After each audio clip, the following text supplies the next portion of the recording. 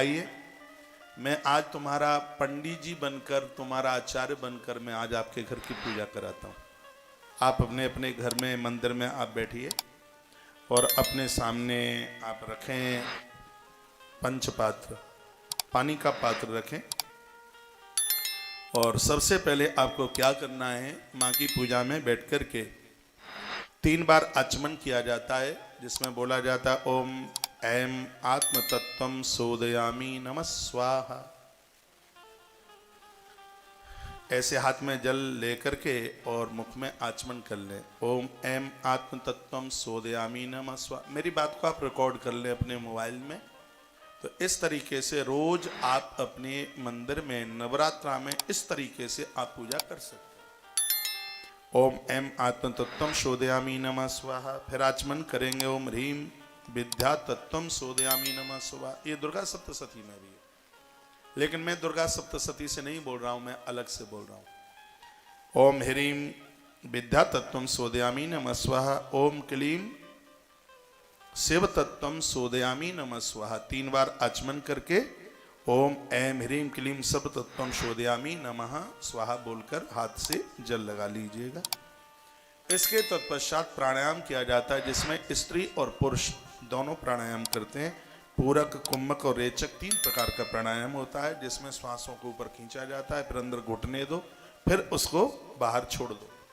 ये मैं एक उसकी विधि कहाँ से कैसे क्या करना है, तो मैं उसको एक नियमबद्ध आपके बीच में कर रहा हूँ, बोल रहा हूँ। पहले आचमन कर लिया, ये माँ की पूजा में, रोज की पूजा में तुम केशवाय नमः, माधवाय नमः, नारायणाय नमः ये बोला जाता है, लेकिन माँ के अनुष्ठान में आप बैठे हैं तो इसमें ओम ऐं आत्म तत्वम सोदयामी नमः स्वाहा, ओम ह्रीम विद्या तत्वम सोदयामी नमः स्वाहा, ओम क्लीम शिव तत्वम सोदयामी नमः स्वाहा, ओम ऐं ह्रीम क्लीम सर्व तत्वम सोदयामी नमः स्वाहा। तो चौथे बार पानी डालकर उसको पिया नहीं जाता, उसको हाथ में लगाकर शुद्धि कर ली जाती है। उसके बाद फिर प्राणायाम किया जाता है। प्राणायाम हमेशा आचमन के बाद होता है, पहले आचमन होता है, उसके बाद होता है प्राणायाम। प्राणायाम में श्वासों को ऊपर खींचा जाता है, फिर अंदर घुटने दें उसको, फिर धीमे धीमे उसको बाहर निकाल दें। ओम ओम शब्द का उच्चारण होता है प्राणायाम में। इसके तत्पश्चात होता है पवित्रीकरण। बाएं हाथ में जल लिया जाता है और दाहिने हाथ से छींटे लगाए जाते हैं। बाएं हाथ में जल, ऐसे जल ले लिया, यूं ऐसे प्रैक्टिकल करके देखो। फिर उसको ऐसे अपवित्र पवित्रो वा सर्वावस्थांगतोपि वा यस्मृत पुंडरीकाक्ष साभाव्यांतर शुचि ओम पुंडरीकाक्ष पुनातु, ओम पुंडरीकाक्ष पुनातु, ओम पुंडरीकाक्ष पुनातु। ये इतना करने के तत्पश्चात इसके बाद में फिर होता है आसन शुद्धि, आसन पवित्रीकरण। कहीं तुम्हारे आसन पर किसी ने पाम रख दिया हो तो उसमें दोष लग गया है। आपके आसन पर कोई बैठ गया हो, जिस जगह पर आप बैठे हैं उस जगह पर किसी ने मलमूत्र विसर्जित कभी कर दिया हो, तो आसन की शुद्धि बताई गई है। आसन की शुद्धि किस प्रकार से? आसन शुद्धि में सबसे पहले विनियोग छोड़ा जाता है। मेरी इस बात को रिकॉर्ड कर ले, मैं विनियोग छोड़ता हूँ। दाहिने हाथ में जल लिया जाता है। मेरी कही गई बातों से आप विनियोग, आप बोर तो नहीं हो रहे हैं?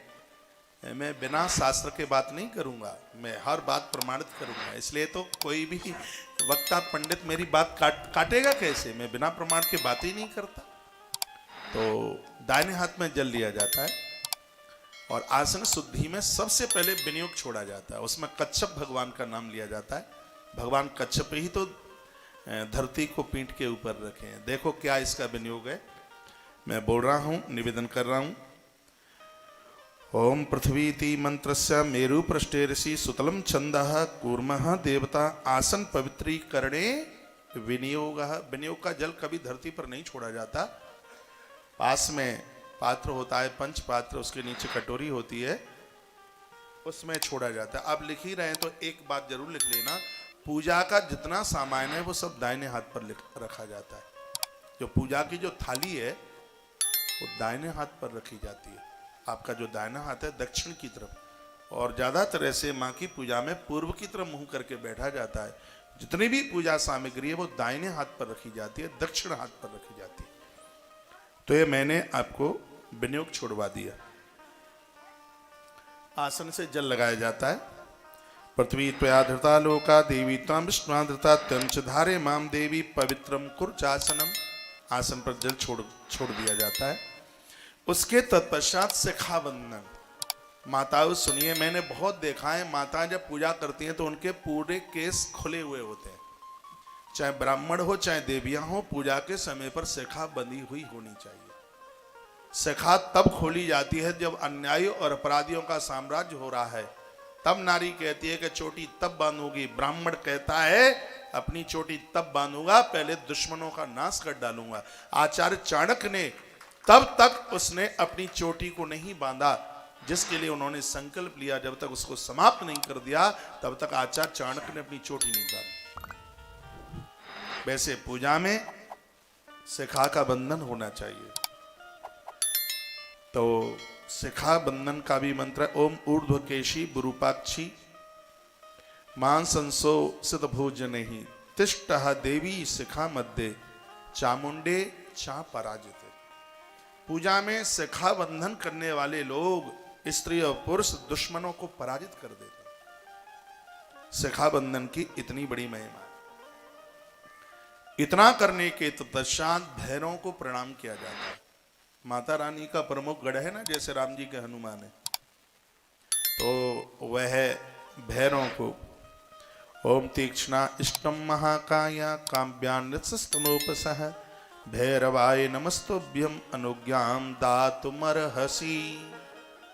आपसे मंत्र श्लोक ना आवे तो आप वैसे ही मानसिक भाव से उन्हें हाथ जोड़कर बंदन कर लें, प्रणाम कर लें।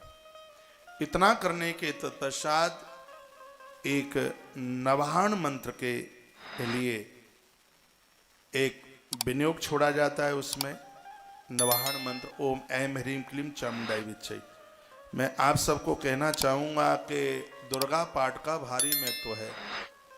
तो दुर्गा पाठ नहीं लगता जब तक नवाहन मंत्र ना जपा जाए। इसमें 9 अक्षर होते हैं।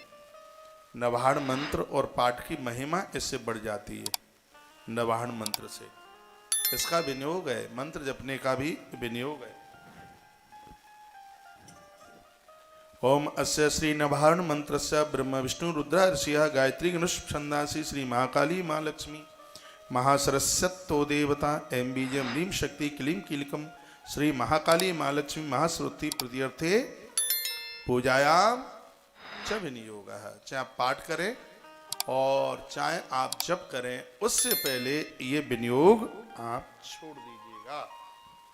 ये करने के तत्पश्चात पुरुष लोग हैं उनको अगन्यास करन्यास की जरूरत बताई गई है। माताओं के लिए अगन्यास करन्यास की उतनी जरूरत होती नहीं है, वह हाथ जोड़ करके ही उनकी ये पूर्ति हो जाती है। ये इतना करने के तत्पश्चात फिर जो दिया जल रहा है आपका, या पहली बार करें तो आप दिया जला रहे हैं, तो 1 चम्मच घी उसमें डाला जाता है और दीप देवता को प्रणाम किया जाता है। इतना मैं बिल्कुल क्रम के साथ आप बता रहा हूं।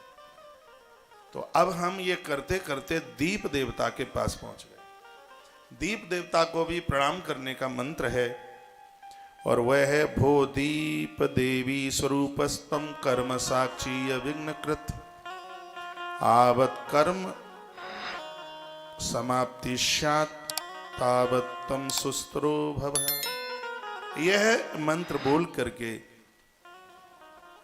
दीप देवता को प्रणाम कर लेते हैं। उसके तत्पश्चात एक 50-100 ग्राम जल रोजाना जो आपने कलश भरा हुआ है उसमें थोड़ा जल डालते हैं।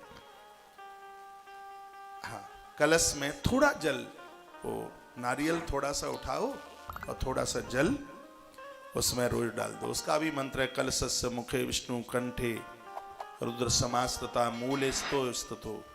ये भगवान कलश देव में, कलश देवता में सभी देवता, सभी नदियां आके विराजित हो जाती हैं। तो कलश देवता को हम वंदन करते हैं, पूजन करते हैं। कलश देवता को पूजन करने के बाद शंख की पूजा होती है इसमें। ये मैं जो नवरात्रा का जो एक विधान है उसी तरीके से मैं आपसे बात कर रहा हूं। ज्योत का पूजन हो गया, उसके बाद कलश का पूजन हो गया, उसके बाद पूजा होती है शंख की। शंख का पूजन होता है, उसमें भी वंदन होता है, प्रणाम होता है। कलश के जो आपने जो कलश भरा है उसमें से थोड़ा सा जल लें और उसको शंख में भर दें। शंख में उसके ऊपर, एक बार फिर कह रहा हूं, कलश का जल निकाल करके शंख में भर दें और फिर क्या करना है, शंख में जल भर के उसके ऊपर रोली लगाइए, उसके ऊपर चंदन लगाइए, उसके ऊपर गंध अक्षत ये लगाइए। ओम अग्नि ऋषि पंचमानः पांचजन्य पुरोहितः तमीपहे महामयम। तदनंतर निम्न मंत्र से त्वम पुरा सागरोत्पन्नम विष्णुआं विद्रुतः करे निर्मता सर्वदेवस्य पांचजन्य नमस्तुते। ऐसा कहकर माता रानी के बाहें चरण के नाखून के पास कलश रख दिया जाता है। जो भी आपने तस्वीर माँ की लगाई है और माँ के वहीं चरण की तरफ उस शंख को पांच जन शंख का रूप दे करके माँ के चरण की तरफ पूजन करके इस शंख को रख दिया जाता है। ये शंख पूजन हो गया। शंख पूजन के बाद फिर होता है घंटा पूजन, जो घंटारी आप बजाते हैं पूजा में, फिर उसकी पूजा होती है। ओम आगामार्थम तो देवानाम गमनार्थम तो रक्षमाम घंटानादम प्रकुर्वीत सर्वकामार्थ सिद्धये। आरती पूजा पाठ में घंट की पूजा करने से सभी कार्यों में सिद्धि मिल जाती है। आरती पूरी नहीं होती घंटी के बिना। जो घंटी आप बजाते हैं इसको रोज धोया करो, रोज इसमें मिट्टी लगा करके रोज साफ किया करो। कुछ चीजें हैं, पंचपात रोज साफ होता है, रोज धोया जाता है, शंख रोज धोया जाता है, पूजा के बर्तन रोज धोए जाते हैं ये, और ये घंटरिया इसको भी रोज धोया जाता है। तो इसमें रोजाना चंदन लगाया जाता है। जैसे ही घंटा ऊपर या तो गरुड़ बने होंगे या नंदी बने होंगे, तो गरुड़ घंट बहुत बढ़िया है।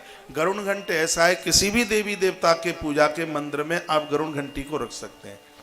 तो उसको पीताम्बरी से या नींबू से उसको रोज साफ कीजिए। पौधों के तो इतने गंदीले होते हैं उनकी शक्ल ही दिखाई नहीं देती। पूजा के कुछ बर्तन हैं जिनको नित्य साफ सुथरा करने की आवश्यकता है। तो यह घंट की पूजा हो गई है। और उसके तत्पश्चात अब यह करने के तत्पश्चात छोटी प्रतिमा है माँ की, तो माँ को स्नान कराइए।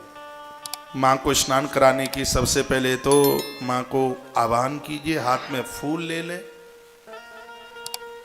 हाथ में चावल ले लें और माँ का आवाहन करें।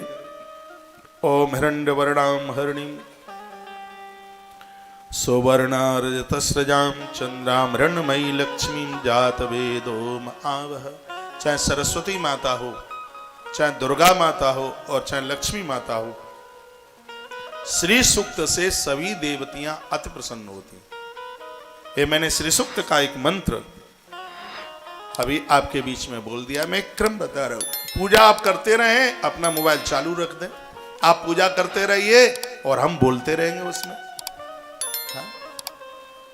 तो ये सब पूजा घंटनाद वगैरह सबकी पूजा करने के बाद अब माँ की प्रतिमा की पूजा हम कर रहे हैं, जिसमें सबसे पहले माँ का आवाहन कर रहे हैं। और आवाहन हाथ में चावल और फूल लेकर ऐसे। पूजा में हमेशा बायां हाथ नीचे होता है और दायां हाथ ऊपर होता है। पति पत्नी दोनों पूजा में बैठे हैं तो माताओं को अलग से कुछ भी लेने की जरूरत नहीं पड़ती। वो पति की कोहनी के नीचे अपना हाथ लगा लेती।